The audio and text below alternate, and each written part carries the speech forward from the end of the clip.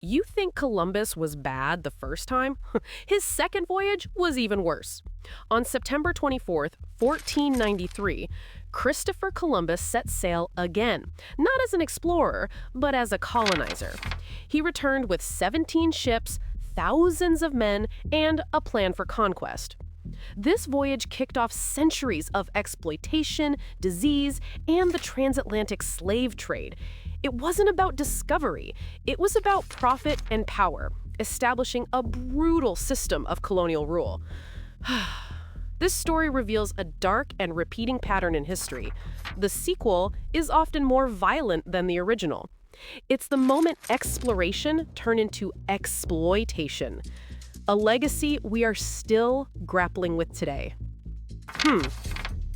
How should we remember figures like Columbus? Let me know in the comments.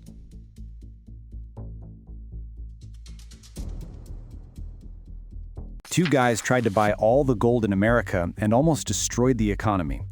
On September 24th, 1869, known as Black Friday, two Wall Street financiers, Jay Gould and James Fisk, saw their scheme to corner the gold market collapse. They had used their political connections to drive up the price of gold, creating a massive bubble. When the government finally intervened and sold its own gold, the market crashed, bankrupting countless investors and farmers. It was a spectacular display of unchecked greed and market manipulation. This event shows a timeless pattern, a few powerful people gaming the system for their own profit, leaving everyone else to pay the price. It's a story that feels eerily familiar today. Has anything really changed?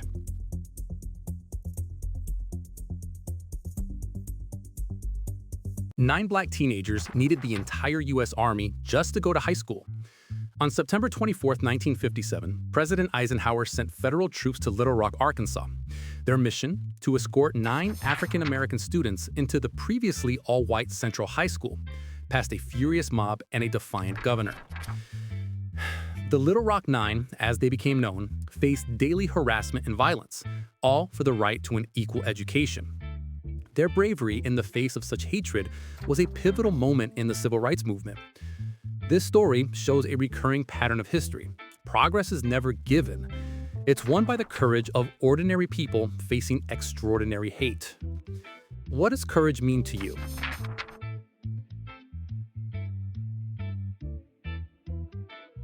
The road to World War II was paved with good intentions and one terrible decision. On September 24, 1938, world leaders were scrambling after Hitler issued an ultimatum to Czechoslovakia. Days later, they would sign the Munich Agreement, giving him a piece of the country in exchange for a promise of peace. British Prime Minister Neville Chamberlain declared he had achieved peace for our time. He was wrong. Hitler had bluffed, and the Allies had folded, emboldening him to want more. This is the ultimate historical lesson in the failure of appeasement, a pattern where trying to pacify a bully only makes them stronger. It's a moment that proves that sometimes the price of peace is war. When is it right to fight?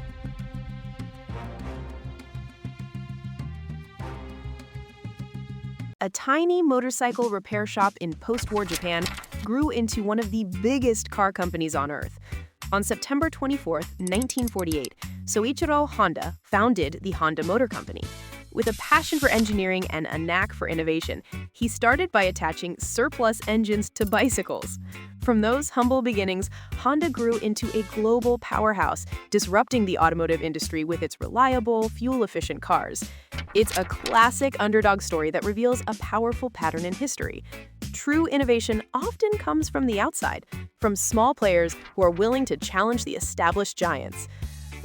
It's a reminder that the biggest companies of tomorrow might be working out of a garage today. What's your favorite invention?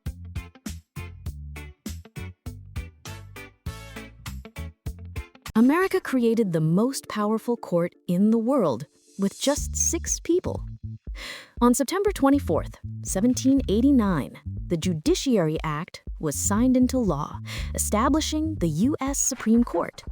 Initially, it was the weakest branch of government, but over 2 centuries, it has grown to have the final say on everything from who can get married to who can become president. Its 9 unelected justices hold immense power over the lives of 330 million people. This story shows a fascinating pattern: how small, seemingly minor institutions can evolve to wield enormous, society-altering power. It's a slow-motion power grab that has been happening since the country's founding. Does the Supreme Court have too much power? You decide.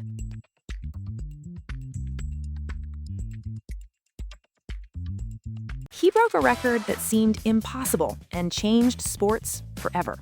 On September 24th, 1920, Babe Ruth became the first player in baseball history to hit 50 home runs in a single season. In an era where home runs were rare, his power was revolutionary.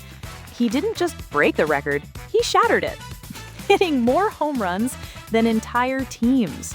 This was the moment the home run became the most exciting play in sports, and Babe Ruth became a living legend.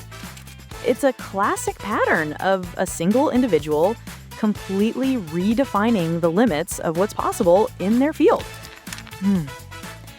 He didn't just play the game, he changed it. Who is the GOAT in your favorite sport?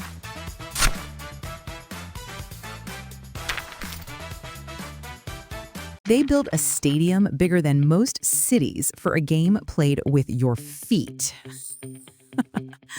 On September 24th, 1957, FC Barcelona opens its new stadium, Camp Nou. With a capacity of over 99,000, it was, and still is, the largest stadium in Europe. It's more than just a sports venue. It's a cathedral dedicated to the religion of soccer. The club's motto, Més que un club, more than a club, is written in the seats. This story shows a powerful pattern in modern history: the rise of sports as a primary source of cultural identity and collective passion. These mega stadiums are the modern-day coliseums, temples where we worship our athletic gods. What team do you worship?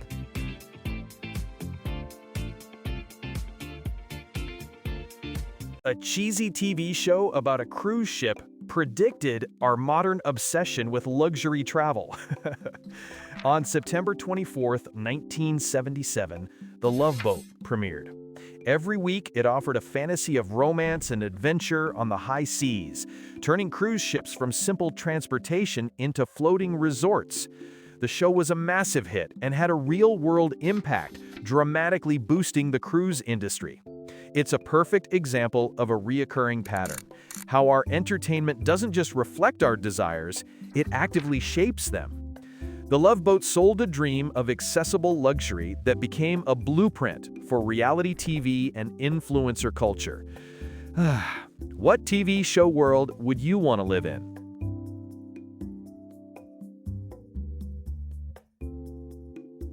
A pilot flew a plane completely blind and revolutionized aviation forever. On September 24th, 1929, pilot Jimmy Doolittle took off in a biplane with a completely covered cockpit. He couldn't see a thing. Using only a new set of instruments, an artificial horizon, and a directional gyroscope, he flew a 15-mile course and landed safely. This was the first ever blind flight, a pivotal moment that proved pilots could rely on technology to fly through any weather, day or night. It's a story that shows a critical pattern in human progress: our willingness to place our trust in technology. From airplanes to self-driving cars, we are constantly asked to let go of the controls. How much do you trust technology?